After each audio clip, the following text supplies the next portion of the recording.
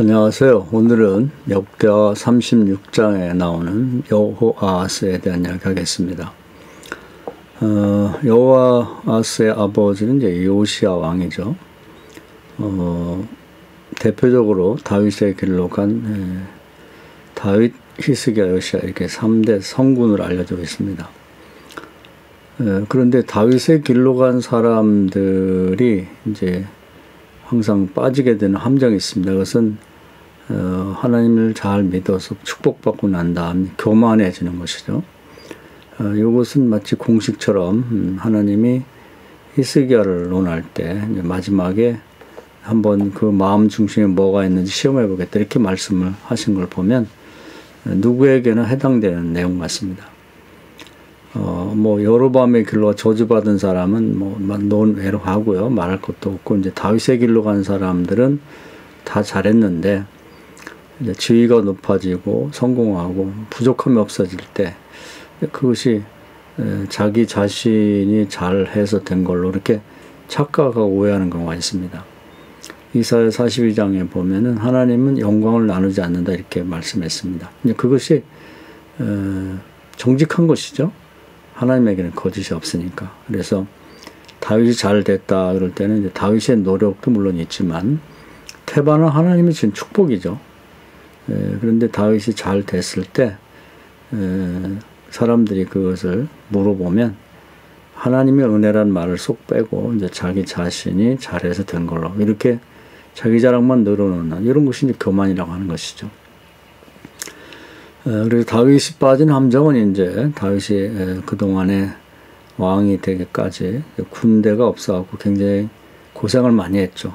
사울왕에 쫓길 때도 그랬고, 왕이 된 다음에도 이제 군대가 숫자가 부족하고 전력이 약하다 보니까 주변 국가로부터 계속 침공을 당했고, 그때마다 목숨 걸고 하나님께 기도해서 하나님이 이 전쟁은 내가 책임진다는 약속을 받은 다음에서 발 뻗고 자는 이제 그런 것이 계속되다 보니까 피로가 누적되고 나도 남부럽지 않은 군사력을 갖추고 이제 하나님의 도움 안 받고 신세 안 지고 내 군대를 갖고 적들과 싸우리라 이렇게 작심을 하고 이제 왕이 되면서 군사력을 증강시켰죠. 그래서 나중에 보니까 북쪽에 군인이 100만, 남쪽에 30만에서 130만 명의 군대를 가지게 됐죠. 그랬더니 사람은 참 어쩔 수 없나 봐요. 이제 하나님을 의지하기보다 이제 자기 군대를 의지하게 됩니다. 마음 중심이 변했죠. 그래서 자기 군사력이 이제 우상이 됩니다. 그래서 하나님이 이제 그것은 사실 하나님 시험해봤다 이렇게 되어 있는데 벌을 내리죠. 그래서 이제 그런 경우 하나님의 축복받고 교만해지고 하나님의 영광을 가로챌 때는 용서가 없습니다. 그 죄는 교만의 죄니까 교만의 죄는 사단의 뿌리를 두고 있다. 또 지옥에서부터 올라오는 그런 이제 가지와 줄기다 이런 얘기도 하는데 결국 가뭄에 3년이 시달리겠는가, 전쟁에 패해서 3개월 동안 도망다니겠는가, 아니면 전염병으로 3일 동안에 죽임을 당하겠나 이런 세 가지 조건을 내세우는데 다윗이 전염병을 죽겠다고 그러죠. 그래서 엄청난 사람이 죽고 이제 큰 벌을 받게 됩니다. 이것이 이제 하나님 잘 믿고 난 다음에 빠지게 되는 교만의 함정이고 거기에 빠졌을 때 받는 천벌이죠. 그래서 이것이 일종의 공식처럼 복받은 사람들에게 맨 마지막에 한번 졸업시험처럼 시험을 치르는 그런 사항이라는 걸 꼭 알아야 되고 여기 대비해야 됩니다. 히스기야도 이제 다윗을 공부하고 다윗처럼 온전한 신앙이 이르러서 복을 받았죠. 근데 맨 마지막에 유사한 시험을 졸업시험 같은 걸 치르게 되는데 그건 뭐냐면 역시 그 마음 중심에 교만함이 있는지 없는지를 드러내 보이는 것이죠. 히스기야도 이제 왕으로 있을 때 두 큰 사건을 경험하게 됩니다. 하나는 자기가 죽을 뻔했죠. 그랬는데 하나님께 기도해서 하나님의 도움으로 15년간을 생명을 연장받습니다. 그리고 또 하나는 이제 국가가 위기를 당해서 죽을 뻔했는데 나라가 망할 뻔했는데 아스루의 그 산헤립이라는 장군이 용사 18만 5천 명을 거느리고 남쪽 유다를 공격할 때 뭐 패할 수밖에 없죠. 뭐 군사력으로 봐서는 상대가 안 되니까요. 그런데 하나님께 목숨을 걸고 기도했더니 하나님의 도움으로 유다의 군대는 아무것도 안 했는데 밤새도록 하나님의 군대가 와서 하나님이죠. 적들을 섬멸해서 18만 5천명이 송장이 돼버렸고 산헤립은 더 이상 전쟁하지 못하고 이스라엘을 공격하지 못하도록 자기의 그 나라로 돌아가서 신전에 있는데 아들들이 왕이 되고자 아버지를 살해하는 그런 비참한 비극을 맞게 됩니다. 자, 이런 두 사건이 있었는데 알고 보면 다 하나님의 은혜 있죠. 자기 산 거나 나라가 망할 뻔한데 산 것도 하나님의 은혜인데 나중에 이제 외국의 사신들이 와서 물어볼 때 하나님께서 하신 거라고는 고백하지 않고 자기가 잘나서 된 걸로 뭐 이렇게 잘못 얘기함으로써 하나님께 크게 벌을 받는 그런 내용이 나옵니다. 요시야 역시 마찬가지죠.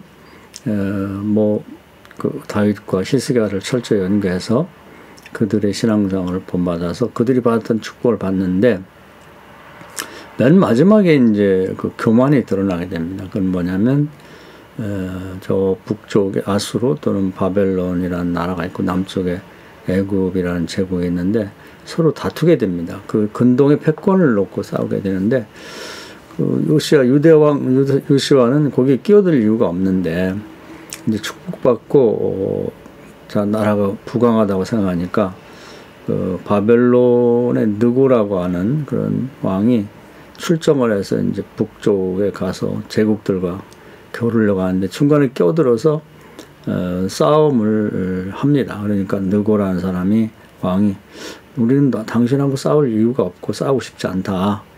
우리는 다른 제국들과 패권을 놓고 싸우는 거니까 좀 빠지라.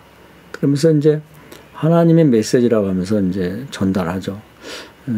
하나님의 메시지는 항상 어떤 형태로든 전달이 됩니다. 그래서 아모스 3장에 보면 하나님은 선지자를 통해서 말하지 않고 일하지 않는다 그랬는데 반드시 그런 이제 얘기가 주어져. 다윗 같은 경우는 요압 장군을 통해서 말했고 발람 같은 경우는 뭐 심지어 타고 다니는 나귀를 통해서 말하고 어떤 형태로든지 그런 저주받고 벌받기 전에 시험 당할 때 피할 길을 연다 하시는 말씀처럼 반드시 메시지를 전하는데 이번엔 전혀 예상치 못한 사람을 통해서 메시지가 전해지죠. 그건 애굽 왕 느고를 통해서 전해지는데 듣질 않죠.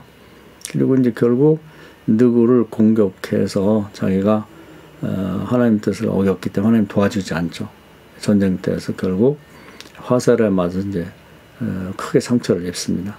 빨리 이제 병원으로 갔으면 살 수도 있는데 골든 타임을 놓칩니다. 하나님이 시대와 기한을 맞춰서 하나님께서 도와주지 않음으로써 결국 이제 그것이 원인이 돼서 죽고 말았죠. 그러고 나서 이제 새로운 시대가 열립니다. 그 아들 아하스라는 여호아하스라는 아들이 이제 왕이 되는데 이때부터 이제 나라가 완전히 기울기 시작하고 망하게 됩니다. 자, 그러면 성경을 한번 절에 있었던 얘기들을 이제 한번 봤고요. 이제 확인하면서 보도록 하겠습니다. 이제 역대하 36장인데요. 요시야의 뒤를 이어서 유다 왕 여호아하스가 왕이 됐다 이렇게 되어 있습니다. 이 사람은 이제 왕이 될 때 23세였는데 결국 예루살렘을 다스린 지 석 달이죠. 아주 짧죠. 석 달 만에 이제 불행한 일이 닥치는데 애굽 왕이 즉 자기 아버지 요시야와 싸웠던 애굽 왕이 이제 그 화가 계속 난 것 같아요. 그래서 예루살렘에 와서 이 요시야 아들 여호아스를 폐위시켜 버립니다. 그리고 자기들이 전쟁에 자기들이 전쟁에 끼어들어가 손해를 입혔기 때문에 배상을 하라 그러면서 은 100달란트와 금 1달란트를 벌금으로 내라고 그래서 이제 그것을 받아가게 되는 거죠. 그러고도 화가 풀리지 않으니까 애굽 왕 느고가 여호아스는 이제 붙잡아서 포로로 잡아가고 그 형제 엘리야김을 세우죠. 그 이름을 엘리야김을 여호야김이라고 바꿔가지고 이제 꼭두각시 왕을 유다에 세웁니다. 자, 이제 나라가 완전히 기울었죠. 이 대목에서 우리가 꼭 기억할 건 뭐냐면 그동안에 그냥 하나님이 잘 참고 계셨는데 왜 이때 와서 이렇게 나라가 갑자기 기울어지는가 하는 것입니다. 하나님 나라에도 보면요, 뭐 예수님도 세상 비유를 많이 드셨는데 이제 세상을 궁극적으로 통치하시고 또 하늘나라를 통치하는 거 하나님이시죠. 벌을 낼 때 양형 기준이라는 게 있습니다. 죄값에 따라서 그 내리는 벌이 달라지는 거죠. 그리고 이제 가중 처벌이라는 것은 같은 죄를 반복하게 되면 초범일 때보다 더 무서운 벌을 내리게 되는 거죠. 그래서 마치 죄라는 것도 포인트가 쌓이듯이 계속 누적되면 그것이 이제 도를 넘게 됐을 때는 이제 무서운 처벌이 내리게 됩니다. 그걸 가중 처벌이라고 하는데, 유다 같은 경우는 그런 경우죠. 그동안에 뭐 하나님이 굉장히 많은 기회를 주셨지만 역대 왕들이 죄를 계속 쌓아왔다고 볼 수 있습니다. 그리고 이제 하나님께 축복받은 제가 소개한 지금 다윗과 또 히스기야, 요시야마저도 마지막에는 이제 범죄를 하게 되죠. 그래서 그 죄악이 이제 하나님이 정한 도를 넘었고 그 그릇을 차고 넘쳤다. 성경에서는 그것은 이제 관영하다 이렇게 표현하는데 그릇을 차고 넘친다는 거죠. 도를, 정해진 도를 넘었다는 것입니다. 그럴 때 이제 하나님께서 벌을 내리게 되는데, 북쪽 아수르 같은 경우도 약속의 땅 가나안에 들어와서 결국 이제 약속을 얻기 때문에 하나님이 굉장히 많은 기회를 줬지만 계속되는 왕들이 자신과 나라를 완전히 10계명, 1계명, 2계명을 어기고 하나님을 대적했기 때문에 하나님이 참고 참았다가 더 이상 안 되겠다 도를 넘게 됐을 때 아수르라는 나라를 몽둥이 삼아서 북쪽 이스라엘을 때렸고, 또 거기 있는 백성들을 약속의 땅에 살 자격이 없다. 약속을 어겼으니까. 그래서 뭐 다 퇴출시켜 가지고 아수르의 포로가 잡혀서 다른 나라로 다 퍼져 나가게 되죠. 그냥 다른 이주시켜 보냈죠. 그리고 아수르의 사람들을 또 다시 이제 북쪽으로 이주를 시킴으로써 북쪽 이스라엘 10지파가 아직 없어졌습니다. 요즘에 이스라엘이 뭐 좀 세계에서 어떤 위치를 차지하면서 12지파를 뭐 회복하고자 하는 뭐 노력을 한다는데, 뭐 DNA를 검사를 해도 10지파는 찾을 수 없다 이런 기사를 봤습니다. 완전히 없어져 버렸죠. 남쪽은 그래도 하나님께서 다윗 때문에 계속 유지를 시켰지만 그것도 이제 뭐 한계가 있는 거죠. 그 후에 왕들이 계속 하나님을 대적했고 하나님이 약속의 땅에서 약속 지켜 산다고 하는 것 때문에 계속 봐줬는데 더 이상 봐줄 수 없는 죄악이 차고 넘치는 경지에 왔기 때문에 이제는 하나님께서 이제 손을 대시는 것 같습니다. 그래서 이제 그 뭐 애굽왕 느고를 통해서 한 번 더 기회를 주고자 했지만 요시야가 그 말을 듣지 않음으로써 결국 이제 도를 넘게 된 거죠. 그래서 이제 그 애굽 왕이 이제 공격을 해왔고요. 그 다음에는 또 이제 그 꼭두각시 여호야김이 유다를 다스릴 때 이 사람은 이제 꼭두각시다 보니까 계속해서 애굽 편에 서서 이제 일할 수밖에 없었는데, 그 당시에 이제 또 이 사람은 하나님의 도움을 받을 수 없는 것이, 왕에 오를 때 나이가 25세인데 예루살렘 11년 동안 다스렸지만 그 하나님 여호와 보시기에 악을 행하였더라. 잘해도 사실 뭐 그 천벌을 저주를 한번 이렇게 집행유예 받기가 어려운 그런 지경에 와 있는데, 즉 죄악이 조상들로부터 자기까지 오는 동안에 이미 도를 넘었고 또 차고 넘치는 관영한 상태인데, 거기다가 지금 일단은 한번 애굽에게 이렇게 당하고 나서 정신을 못 차리고 또 하나님을 대적하고 악을 행했죠. 뭐 더 이상 어떻게 봐주려도 봐줄 수 없는 지경이 됐죠. 그러니까 이번에는 북쪽에서 크게 부상하고 있던 이제 대제국 바벨론이 느부갓네살이 올라와서 그를 치고 쇠사슬을 결박해 바벨론을 잡아갔다. 정체로 보면 양쪽이 서로 겨루고 있는 바벨론과 애굽이 대치 상태인데 애굽 편만 들고 있는 것이 바벨론에게 밑보이는 거고, 또 하나님으로부터는 악을 행했기 때문에 전혀 도움받지 못하는 그런 이제 완전히 궁지와 코너로 몰리게 된 거죠. 그래서 자기 형제인 여호아스 왕은 애굽의 포로로 잡혀갔는데 여기는 이제 바벨론 느부갓네살에게 그냥 포로가 아니라 짐승처럼 쇠사슬에 결박해서 끌려가는 그런 이제 불행을 맞이하게 됩니다. 그리고 더군다나 하나님이 성전을 굉장히 그 다윗 때 솔로몬 때 지어줘서 좋아하셨는데 근데 낙성식에서 말씀하셨죠. 뭐 이 성전에 제대로 신앙생활을 못하면 돌 하나도 돌에 남지 않을 것이다. 성전을 지어놓고 거룩하게 잘 지키지 못하니까 결국은 솔로몬의 낙성식 때 얘기한 것처럼 성전을 다 파괴시켜버리고 이제 느부갓네살 왕이 여호와의 전 기구들을 바벨론으로 다 가져가 바벨론에 있는 자기 신당에 둬드리게 되어 있습니다. 그래서 이제 큰 푸대자루에다 뭐 성전에 사용되던 금, 은, 뭐 로세 그런 철로 만든 기구들을 다 담아가지고 가져다가 자기들이 이제 그 우상의 산당 창고에다 넣었다는 것이죠.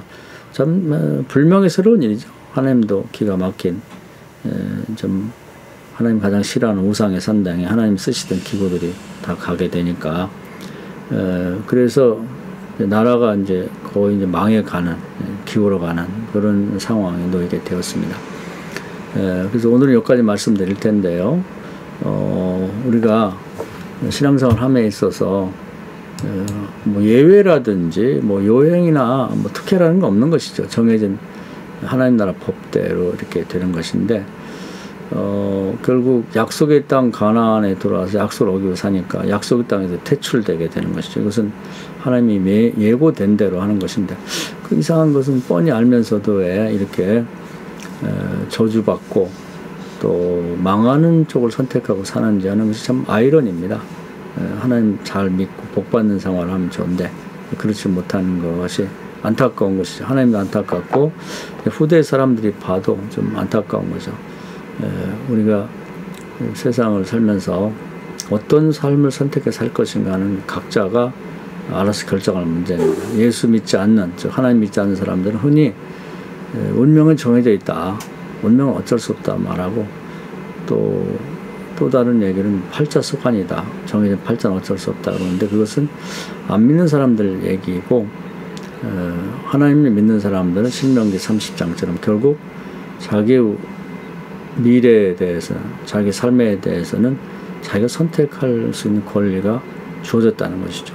그래서 바른 선택을 하고 바르게 살면 좋겠고 하나님 잘 믿고 복 받았을 때는 반드시 졸업시험에 해당되는 교만에 관한 시험을 본다고 하는 걸 미리 대비하면 좋겠다. 그걸 모르면 세상에서 뭐 대통령을 하든 뭐 목사를 하든 뭐 부유한 사람이 되든 뭐 좋은 축복을 받고 나서 맨 마지막에는 인생을 망치는 그런 결과를 가져오게 됩니다. 알고 준비하고 대비하면 아마 마무리까지 훌륭한 신앙이 되지 않을까 생각됩니다. 이 말씀 은혜가 되기를 바랍니다. 감사합니다.